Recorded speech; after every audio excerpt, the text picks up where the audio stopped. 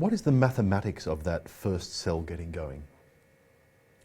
Well, there again, I think that nobody really believes in randomness because the probability is just too much. I mean, Dawkins says in the same book, The Blind Watchmaker, that you're not going to get it by sheer higgledy-piggledy luck. And then he goes to a scenario. But you see, there's a hidden assumption that the origin of life itself doesn't have a mutating replicator to start with. You're trying to explain the origin of that. So you end up with a shuffling of chemicals and so on. And here Paul Davies is very perceptive. And I find him interesting because his own thinking seems to have evolved on the subject over the years.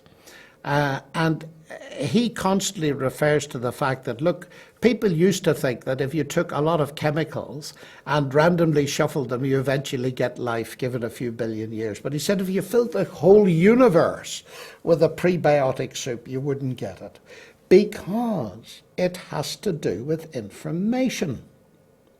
And once you bring that in, you're in a totally different ballgame. And then you're with the probabilities as in the letter generating machine and the word generating machine and so on. So as far as I can see, the mathematics, the information theory is all against it. So it makes you begin to wonder what's driving this. You see, if I put on an atheist hat for a moment, there's got to be a naturalistic solution. The ancient Greeks saw it. Evolution wasn't new to Darwin. Lucretius got most of the things Darwin got, and he deduced them from sheer materialistic philosophy. And that's not surprising, because if I imagine there's no God, there's only matter and energy, I will think up the theory of evolution in 5 minutes. The point is that true science, it's not enough to deduce atheism from materialistic philosophy. We must have the evidence. And for the Christian, you see, the whole field is open because it's not an either-or thing. Because, as I've said, natural selection clearly works, certainly at the micro level. So it's up to science, fascinating task. Is there an edge to evolution?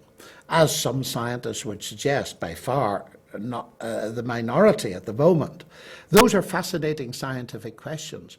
But for the materialist, it's got to be a naturalistic process. So they are in fact confined, and they dare not, and here now is a violation of a basic principle of science, they dare not follow the evidence where it leads.